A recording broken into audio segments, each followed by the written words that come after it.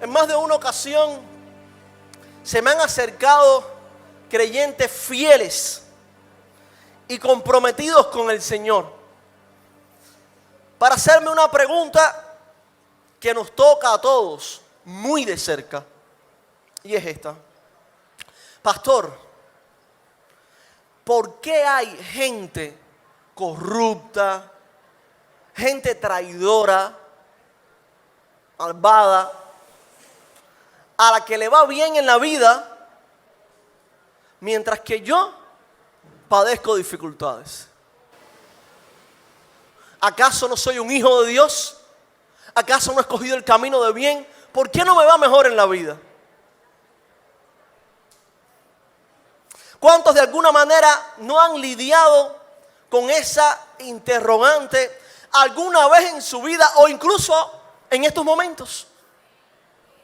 ¿Por qué no me va mejor, Señor? ¿Y por qué a ellos les va bien cuando ni siquiera te siguen, ni siquiera te buscan? Algunos personajes que yo llamo totalmente alienados de la realidad e insensibles al trato de Dios con su pueblo, dirían que el verdadero fruto de la vida cristiana es una prosperidad continua con énfasis especial en lo económico y en lo material. Por lo tanto, el que lidia con esta pregunta no es ni siquiera cristiano para esta gente. Otros dejan que el cuestionamiento quede en su mente sin respuesta, y cuando tú dejas una pregunta ahí, carcomiéndote los huesos, sin presentársela al Señor, muchas veces eso te lleva al desánimo. Sin embargo, si has batallado con estos pensamientos, déjame decirte algo.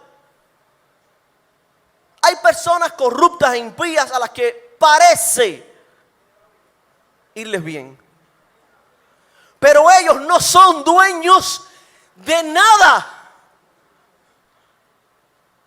Y al final tendrán que darles cuenta al Señor, que es dueño de todo.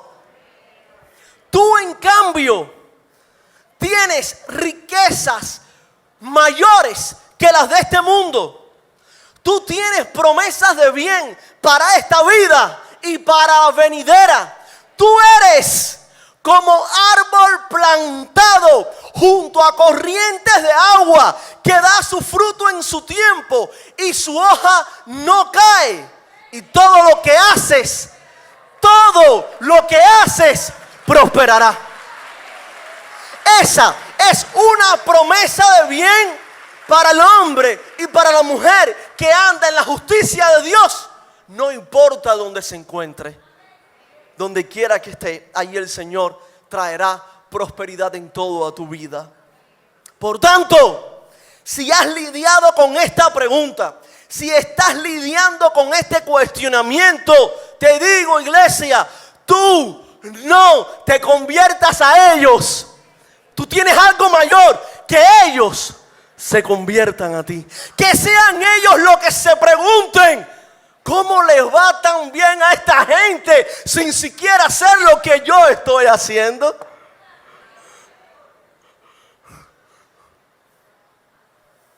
Esta es una pregunta que ha sido respondida en la palabra de Dios. Y quiero llevarte por un momento a los tiempos de los reinados de Israel y Judá, donde Dios llamó a un hombre llamado Jeremías para dar palabra al pueblo, para dar palabra a los sacerdotes y a los reyes. Le asignó una tarea durísima: condenar el pecado de todos, la injusticia de los líderes, la hipocresía religiosa, e incluso lo mandó a condenar las malas decisiones que tomaban los reyes en el ámbito político cuando hacían alianzas con naciones vecinas sin siquiera tomar el consejo de Dios. Esta fue la tarea que Dios le asignó a Jeremías. Y les pongo un ejemplo de esta dura asignación. En un momento, al profeta se le pidió que se parara, y él así lo hizo, a la entrada del templo de Jerusalén. Y le diera una palabra a todas las personas que entraban y salían. Y esto fue lo que les dijo. Se los pongo en mis propias palabras. Arrepiéntanse, les decía, mientras entraban y salían. No hagan caso a las palabras de los sacerdotes, les dijo Jeremías. Ellos les dicen que todo está bien, pero es mentira. Porque tratan injustamente a las viudas, porque tratan injustamente a los pobres, porque tratan injustamente a los huérfanos, porque tratan injustamente a los inmigrantes, que en la Biblia no se le dice así, se le dice extranjeros, pero son los extranjeros que llegan a una nueva tierra y no están siendo bien recibidos. Les dice Jeremías a los que entran y salen, son unos mentirosos. Primero se rinden a los dioses durante la vida cotidiana del lunes, del martes, y luego vienen aquí al templo a decir que es la casa del Señor. Son unos mentirosos.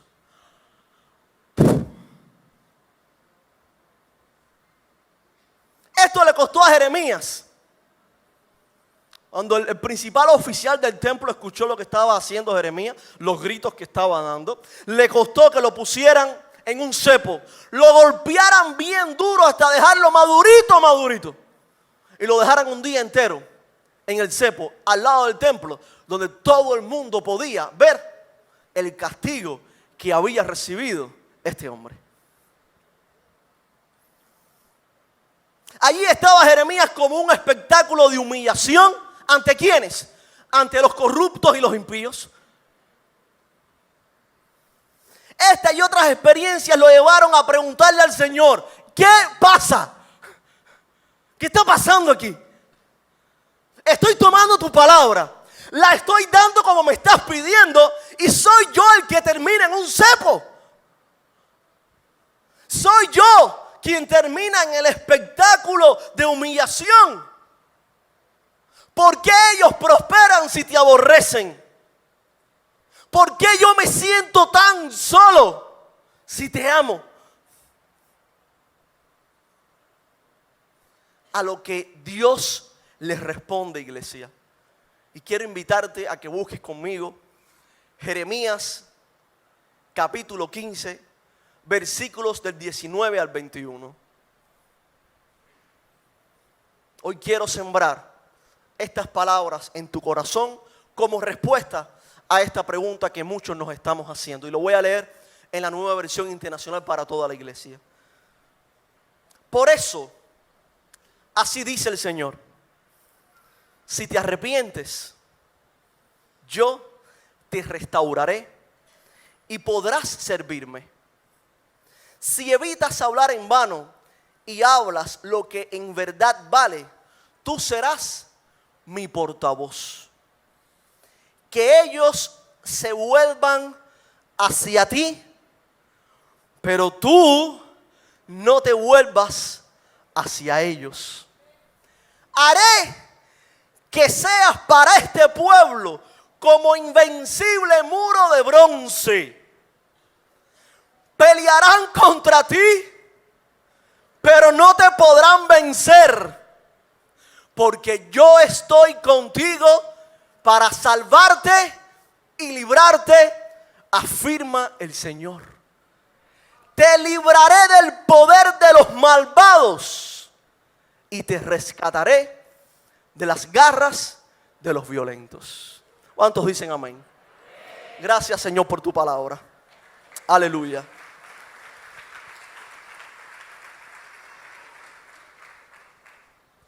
De esta palabra del Señor podemos tomar dos principios para nuestras vidas cristianas. El primero: si te vuelves al Señor, Él te usará. Si te vuelves al Señor, Él te usará. El segundo: si te mantienes fiel, Él te respaldará. Repito, si te mantienes fiel, Él te respaldará. Y en medio de estos dos principios, y como fundamento de ambos, se observa una gran misión de Dios para su pueblo, que es esta: que ellos se conviertan a ti, pero tú no te conviertas a ellos. Comencemos entonces con el primer principio. Si te vuelves al Señor, Él te usará. ¿Cuántos lo creen? Tú pudieras decirme, pastor, este principio no se aplica a mí porque yo soy cristiano y amo a Dios. Ya yo me volví a Dios. Sin embargo,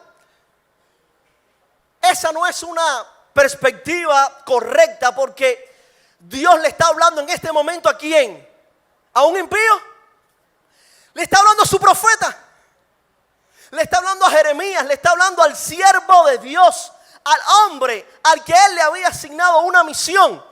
Así que yo te digo, iglesia, si Dios le pidió a Jeremías arrepentirse, también te lo puede pedir a ti. También me lo puede pedir a mí. La pregunta que entonces debemos hacernos es, bueno, ¿arrepentirnos de qué? ¿Acaso no estaba el profeta sirviendo cuando la batalla se hacía más fuerte? Sí, pero ¿saben qué? La dureza de la prueba estaba afectando su confianza en aquel que lo había llamado. Porque tú pudieras pensar que mientras sirves al Señor, eso va a ser suficiente para también fortalecerte en su presencia. Pero la realidad nos dice que no necesariamente. Que cuando servimos a Dios, también nosotros nos vamos desgastando con las batallas de la vida. Esa es la realidad. Tú puedes ser el gran siervo, pero tú vas a tener también grandes batallas. Y el servicio no te va a hacer necesariamente un hombre más fortalecido en la gracia de Dios. Si no recuerdas que cuando le estás sirviendo tienes que volverte a Él una y otra vez. Miren esta confesión del profeta Jeremías en el capítulo 20. Miren lo que él le dice al Señor. Me sedujiste, Señor, y yo me dejé seducir. Fuiste más fuerte que yo y me venciste. Todo el mundo se burla de mí. Se ríen de mí todo el tiempo.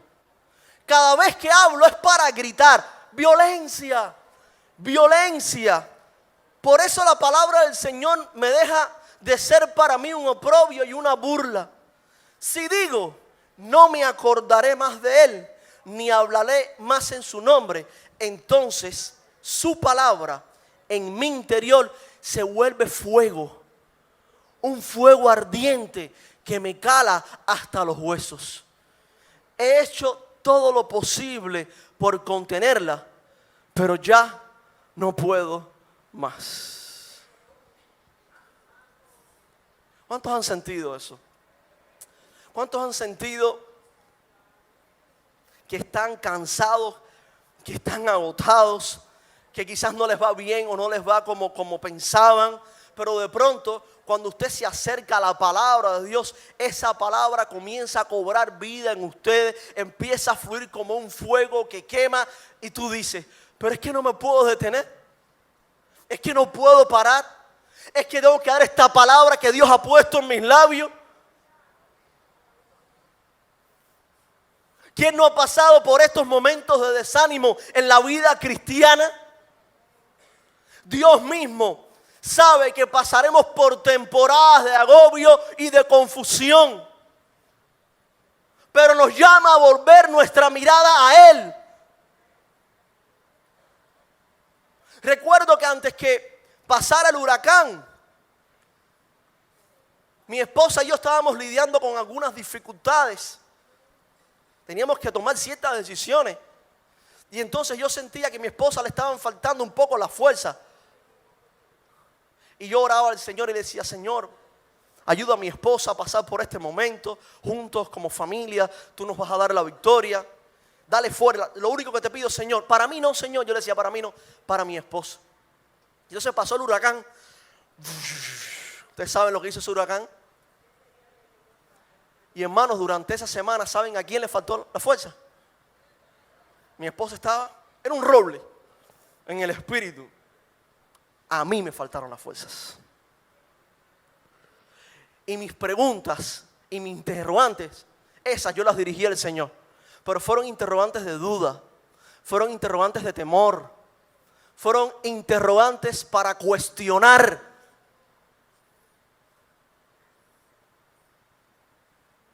¿Quién no ha pasado por una temporada en la que se ha sentido agobiado y desanimado?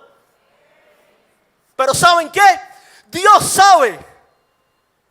Y muchas veces está anhelando vernos en esas temporadas de desánimo para forjar lo más bello y precioso en nuestro carácter, para darnos restauración,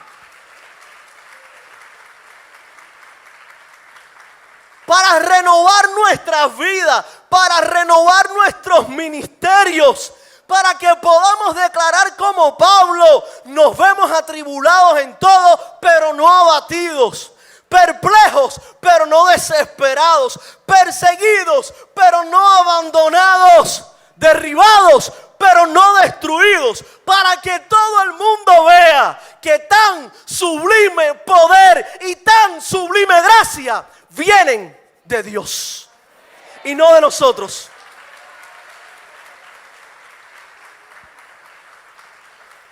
Para que cuando la gente, esa gente que aparentemente lo tenga todo, atraviese por una prueba contigo, te pregunte: ¿cómo es si yo lo tengo todo a mi disposición? Tengo tanto desespero, no sé cómo actuar, parece que lo estoy perdiendo todo, y a ti te veo tan firme, sabiendo los pasos que vas a dar, y tú le respondas: es que no se trata de lo que yo tengo, se trata de a quién yo tengo en mi vida para guiar mis pasos.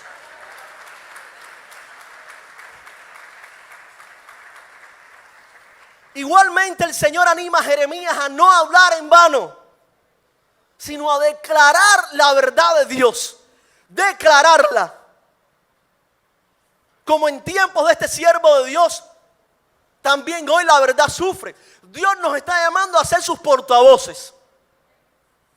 Porque Dios, al derramar su Espíritu Santo en Pentecostés, ha constituido un pueblo de profetas. Y así dice el Señor: mis siervos y mis siervas profetizarán. Nos ha constituido a todos y cada uno de nosotros en portavoces, en mensajeros de su palabra. Y Dios le está diciendo a Jeremías: no quiero que hables en vano. Quiero que hables y declares la verdad. Una verdad que sufría en su tiempo. Una verdad que también sufre muchísimo hoy. Jeremías vivía escandalizado porque muchos profetas le decían al pueblo: tranquilo, todo va a estar bien, paz, paz, paz. No van a enfrentar guerras, no pasarán hambre. Dios les va a conceder paz en esta tierra. Y Jeremías no podía creer aquello. Pero ¿sabes qué, iglesia?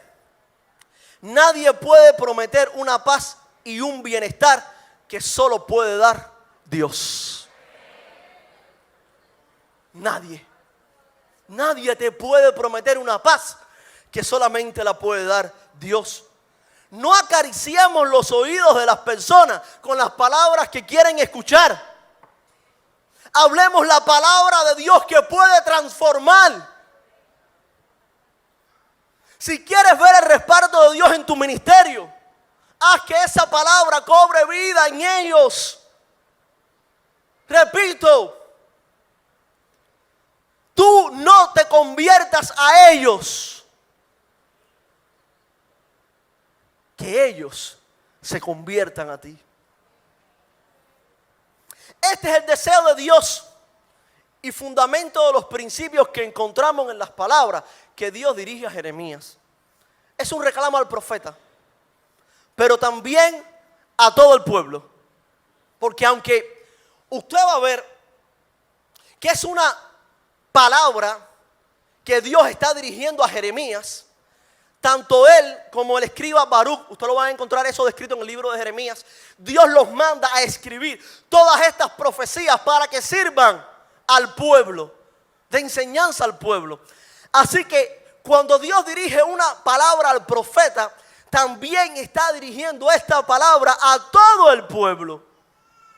Y esta es la palabra profética que da en el capítulo 2, versículo 11. Miren lo que dice. ¿Hay alguna nación que haya cambiado de dioses a pesar de que no son dioses? Es una pregunta que Dios le hace a Jeremías. ¿Hay alguna nación que haya cambiado de dioses a pesar de que no son dioses? Y el Señor dice, pues lo increíble es que mi pueblo ha cambiado al que es su gloria por lo que no sirve para nada.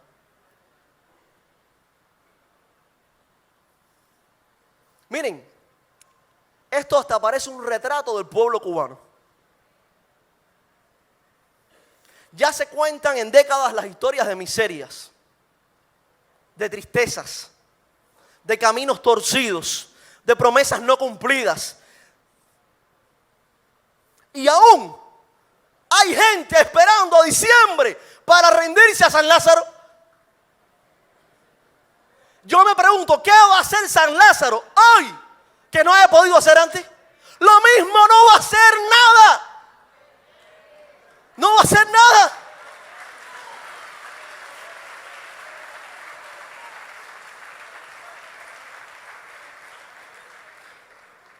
¿Qué van a lograr haciendo largas procesiones detrás de ídolos de yeso que tienen boca, nariz, oreja, cabeza y cuerpo? Porque un hombre los ha hecho. No pueden hablar, no pueden escuchar, no pueden sentir. Eso no va a resolver absolutamente nada. Pero aún así, Cuba sigue aferrada a sus dioses. Hay gente aferrada a retratos de hombres, como si eso fuera a cambiar algo. Noticia, no va a cambiar nada. Los retratos no cambian nada. Cuba sigue aferrada a dioses que no son dioses. Y Dios le dice, despiértate, tú que duermes, levántate de los muertos y te alumbrará Cristo. C-R-I-S-T-O, Cristo.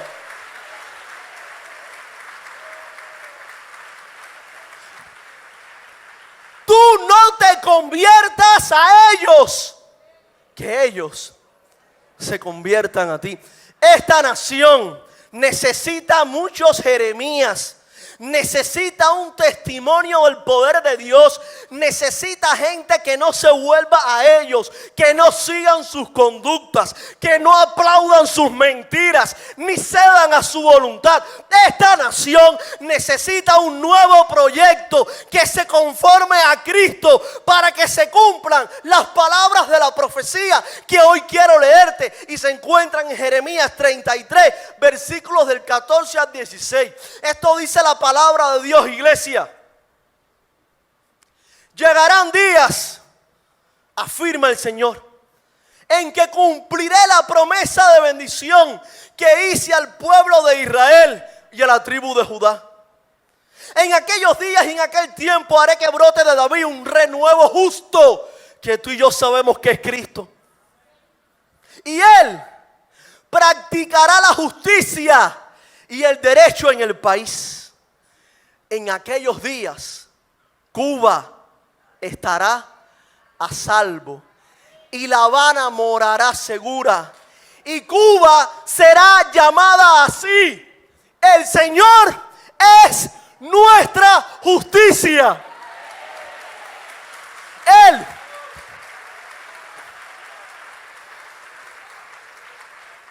me pondré al lado de un líder y de un gobernante de una nación solamente cuando primero arrodille sus pies ante Cristo.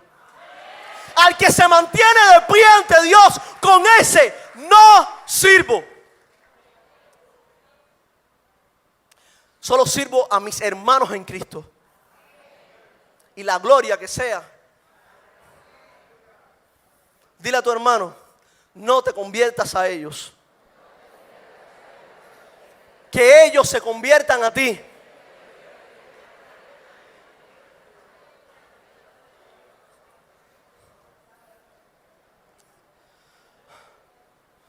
Estas breves palabras de Dios a Jeremías concluyen con una promesa de bendición para el profeta y todo el pueblo de Dios que resume en este principio. Si te mantienes fiel, escucha, Él te respaldará. Si te has preguntado, ¿qué hará Dios cuando mantengas tu fidelidad a pesar de los ofrecimientos de este mundo? Esta es su palabra para ti. Y está en el versículo 20 de Jeremías 15. Haré que seas para este pueblo como invencible muro de bronce. Pelearán contra ti, pero no te podrán vencer. Porque yo estoy contigo para salvarte y para librarte, afirma el Señor. Estas palabras reafirman el llamado que Dios le hizo a Jeremías y nos recuerdan, estas palabras nos recuerdan que el Dios al que le servimos, que el Dios que nos llamó es fiel y va a venir siempre a nuestro encuentro. Y si tú le presentas esa pregunta al Señor, Señor, ¿por qué no me está yendo bien? Traigo mi causa ante ti. Escucha, Dios te va a hablar con su amor y con su gracia.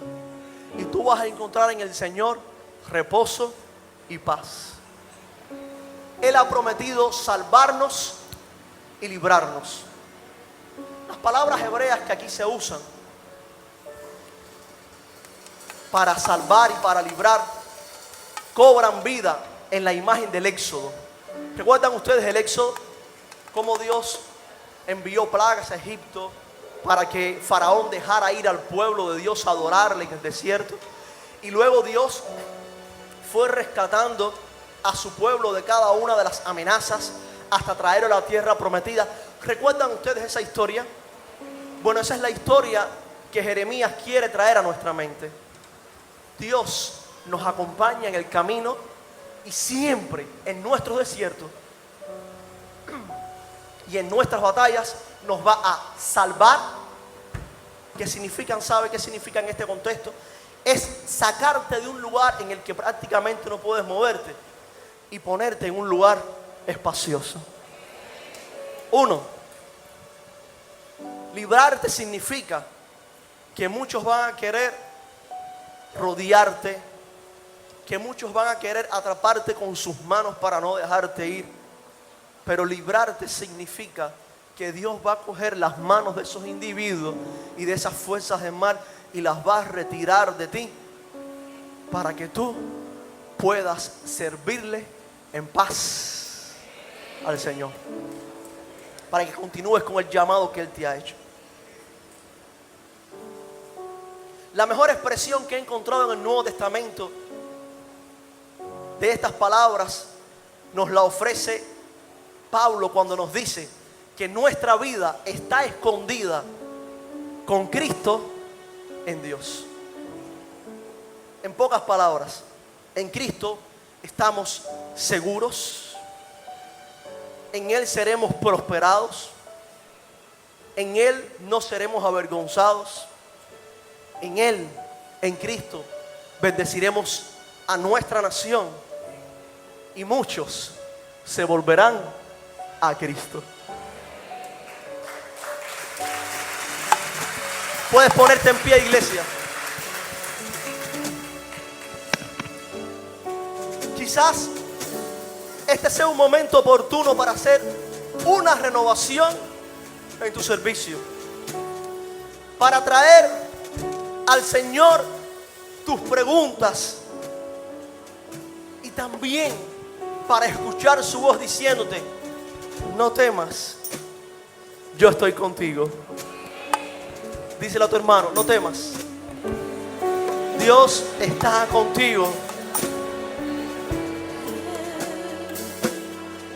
No sé en qué momento te encuentres, si desanimado o consolado, si agotado o fortalecido, si confundido o afianzado, pero sí te puedo decir esto: Dios siempre puede renovar tus fuerzas, Dios siempre puede renovar tu llamado, Dios siempre puede renovar tu servicio. ¿Qué les parece si en esta mañana venimos aquí al altar y hacemos una declaración de confianza al Señor?